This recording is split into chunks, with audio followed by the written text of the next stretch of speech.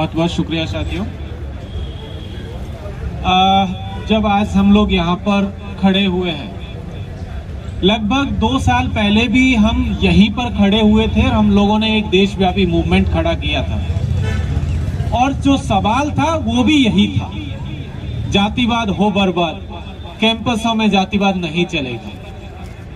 और उस दिन जो लड़ाई थी वो लड़ाई ये थी कि भाई आप जो विश्वविद्यालयों से इन दलित, पिछड़े, शोषित जो आदिवासी तबके के लोग हैं, इनको जो आप बाहर कर रहे हैं, ये बाहर करने का सिलसिला बंद हो।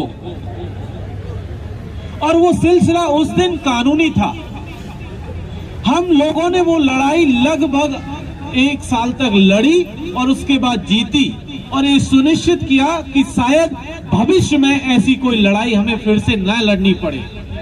लेकिन क्या हुआ, जीबी पंत इंस्टीट्यूट का जो रिजल्ट आया और उसमें जब हम लोगों ने देखा, हम जिस फ्रेटर्निटी से आते हैं, एकेडमिक्स जहां से हम लोग देखते हैं, जो वो पूरा का पूरा स्कोर कार्ड है, उसमें चाहे अनरिजर्व कैटेगरी के कैंडिडेट्स को ले लीजिए, चाहे रिजर्व का ले लीजिए, सबका ले लीजिए। होना ये था कि पहले एक यूआर कैटेगरी की मेरिट बननी थी जिसमें कि एक पर्टिकुलर स्कोर से ऊपर के जितने भी लोग थे, चाहे वो रिजर्व कैटेगरी से आते हो चाहे नहीं आते हो, सबको कॉल किया जाना था रिजर्व कैटेगरी के अंतर्गत। लेकिन पहली धांधली ये की कि एससी के फॉर्म्स को अलग किया गया, एसटी के फॉर्म्स को अलग किया गया, ओबीसी और यूआर के फॉर्म्स को अलग किया गया, ईडब्ल्यूएस के फॉर्म्स को अलग किया गया, देन मेरिट तैयार हुई। यहीं से धांधली की शुरुआत हुई। और जब अपॉइंटमेंट किया गया, यूआर का अपॉइंटमेंट देखिए, कौन लोग हैं, या तो तिवारी जी हैं या पांडे जी हैं, उनको और नहीं मिले, या सिंह साहब हैं ईडब्ल्यूएस में जो है। लेकिन इंटरेस्टिंग चीज ये है कि जब आपका खुद का स्कोर मींस जो रिजर्व, जिनको अनसूटेबल करार दिया गया है, अनफिट करार दिया गया है, उनका खुद का जो स्कोर है आप देखेंगे तो यूआर कैटेगरी जो लोग अपॉइंट हुए उनसे ज्यादा बेहतर है। लेकिन आपने क्या किया, क्योंकि 100% वेटेज आपकी सिलेक्शन कमेटी के पास था, आपने उसकी पूरी मेरिट को ध्वस्त कर दिया। उसकी जो बरसों की मेहनत थी उसको ध्वस्त किया और उसके ऊपर एक टाइटल चिपका दिया, उसके माथे पे लिख दिया गया अनसूटेबल। और ये जो पूरा का पूरा खेल है, ये दरअसल आपके ऊपर सदियों से एक क्वेश्चन लगाया जा रहा है कि आपके अंदर मेरिट नहीं है, आप इस सिस्टम के लिए फिट नहीं है।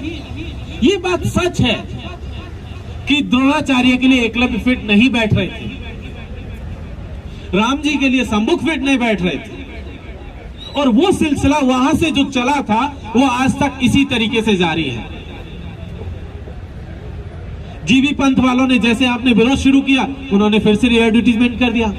मामला इतना नहीं है, मामला यह है कि पूरी की पूरा ये जो स्कैम है इसको ध्वस्त किया जाए, पूरी अपॉइंटमेंट कैंसिल की जाए, फिर से एडवर्टीजमेंट हो और यूआर कैटेगरी के लिए भी आप फेयर इंटरव्यू कीजिए। और जो लोग डिजर्विंग थे, जो आपका सुटेबल कैंडिडेट थे, चाहे वो रिजर्व कैटेगरी के थे, उनको भी अगर वो सुटेबल है तो वहां लीजिए। आपने बयान दिया कि हम रिसर्च इंस्टीट्यूट है। सर ऐसा है, हम बहुत बेहतर तरीके से जानते हैं कि रिसर्च इंस्टीट्यूट क्या होता है, एकेडमिक इंस्टीट्यूट क्या है, आपसे ज्यादा बेहतर तरीके से जानते हैं। आप ये हम लोगों को मत समझाइए कि क्या है क्या नहीं है, हम बहुत अच्छे से जानते हैं और ये भी जानते हैं कि क्यों आप हमें अनफिट करार देते हैं, अनसूटेबल करार देते हैं। वो करार देते हैं क्योंकि शायद हमारी जाति उनके हिसाब से फिट नहीं बैठती है। उनको दिक्कत होती है जब आप उनके साथ बराबर से बैठ करके कुर्सी पर चौड़ाई लेते हैं तो उनको तकलीफ होती है कि लोग जो कुछ दशकों पहले तक इनके दरवाजे, इन संस्थानों के दरवाजे इनके लिए बंद थे, ये दरवाजे तक नहीं पहुंच पाते थे, आज बराबर से कुर्सी लेकर के टाइट होकर के अपनी बात कहते हैं, अपना हक रखते हैं, अपना सवाल करते हैं।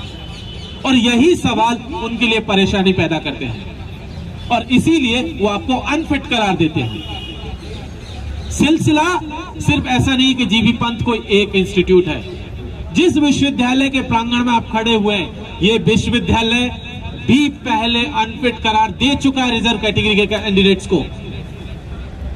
आपको नॉट फाउंड सुटेबल करार दे चुका है, आज भी दे रहा है।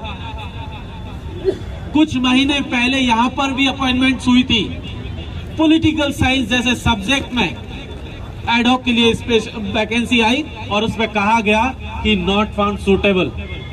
आप सोचिए, एडहॉक का पैनल उठा करके देख लीजिए, 2200 लोगों का लिस्ट है ओबीसी कैटेगरी का, आपको उनमें से एक व्यक्ति नहीं मिला। तो जीबी पंत अकेला नहीं है, परमानेंट अपॉइंटमेंट में जाएंगे तो वहां भी आपको मिलेगा, एडहॉक पर जाएंगे वहां भी मिलेगा, गेस्ट पे चले जाएंगे तब भी मिलेगा। सब जगह ये जो मेरिट का खेला इन लोगों ने चलाया है ये देखने को मिलता है। लेकिन प्रॉब्लम कहां है? प्रॉब्लम ओवरऑल जब देखते हैं तो जिन लोगों की मदद से वो वहां पर पहुंचे थे, आप सोचिए वो क्या तमगा लेकर के वहां तक पहुंचे थे। वो अपने आप को प्रोग्रेसिव कहलाकर वहां तक पहुंचे थे। वो कह रहे थे, वो उन्होंने अपने वो जो इंटरव्यू आया उनका इंटरव्यू सॉरी क्लिपिंग है, उसमें जो कह रहे हैं कि हम तो बरसों से दलित पिछड़ों के लिए लड़ रहे हैं। सर नहीं लड़े, आप कभी नहीं लड़े, आप यहां तक पहुंचने के लिए लड़े थे, आप अपनी कुर्सी यहां तक बचाने के लिए लड़े थे। कभी आप बद्री नारायण हुआ करते थे, आजकल आप बद्री नारायण तिवारी हैं। आपको उठा करके देखिए उनके आर्टिकल्स, उसमें नाम देखिए, किताबें उठा करके देखिए। 2014 से पहले आप बद्री नारायण थे, प्रोग्रेसिव बन के इंस्टीट्यूट में पहुंच गए और आज आप तिवारी हो गए। तो क्योंकि सिस्टम में जो लोग ऊपर बैठे हुए हैं वो उन्हीं के लिए, उन्हीं के हक की बात कर रहे हैं और इसीलिए वो हमारे हक मारी कर रहे हैं। आप देखिए, ये सिर्फ यहां तक सीमित नहीं है, इंस्टीट्यूशन तक सीमित नहीं है। आप देश के किसी भी हिस्से में चले जाइए। 4-5 दिन पहले का केस है, नागालैंड में क्या हुआ? मिस्टेकन आइडेंटिटी के नाम पर गोली मार दी गई 14 आदिवासियों को। आप 70 साल बाद ये नहीं पहचान पा रहे हैं कि कौन आपका व्यक्ति है, कौन नहीं है। आप 70 साल बाद ये कह रहे हैं कि मिस्टेकन आइडेंटिटी का मसला है। शर्म आनी चाहिए उन लोगों को जो कहते हैं मिस्टेकन आइडेंटिटी का मसला है।